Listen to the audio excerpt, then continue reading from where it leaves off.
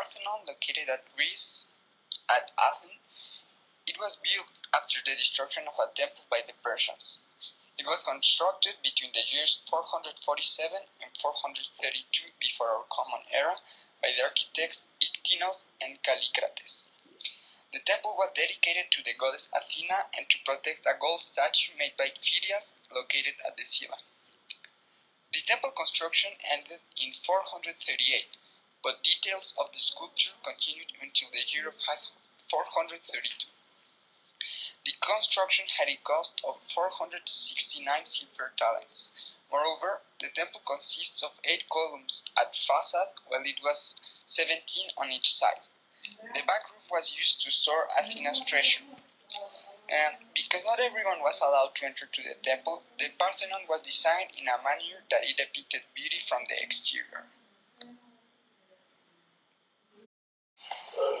The Roman Colosseum is perhaps the most important and well-known building of ancient Rome. It was built during the year 70 to 82 in Rome, Italy, and was originally built from travertine stone. It was also the very first permanent amphitheater in Rome. The Colosseum has an oval shape with a circumference of 527 meters, a diameter of 189 meters and 156 meters, and a height of 48 meters, which is approximately 4 stories high. Located at Constantinople. The Emperor Constantius first built Hagia Sofia in the year of 360. It was originally named Megali Ecclesia, which means Great Church.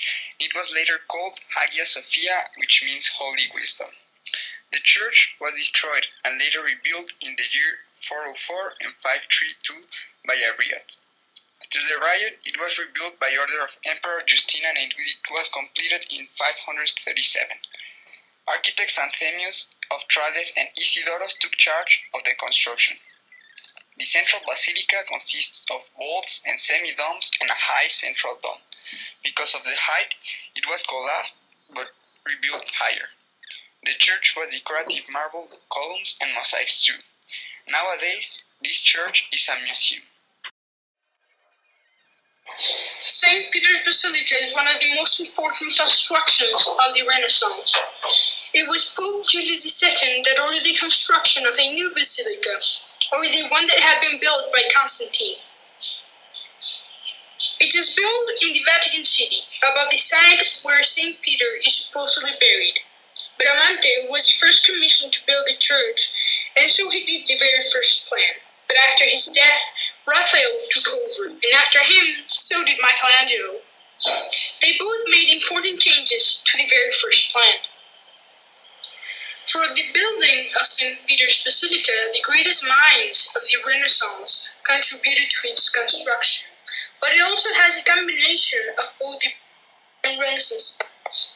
St. Peter's Basilica forms a basilica-type structure which allows a huge amount of people to enter, and it also puts the attention in the altar. Michelangelo's main work was in the dome, which has a height of 448 feet.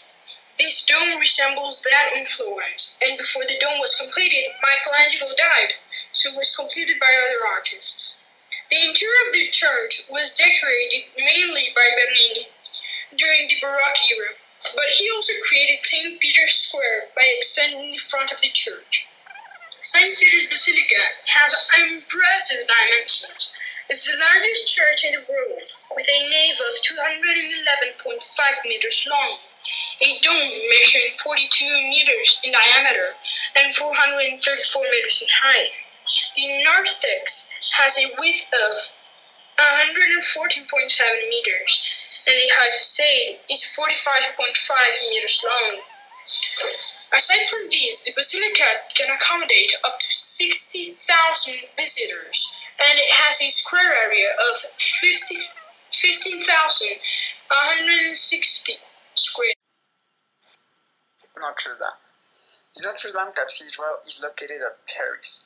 It is dedicated to Mary, Mother of Jesus, and its construction began in the year of 1163 of our Common Era, and finished in 1345.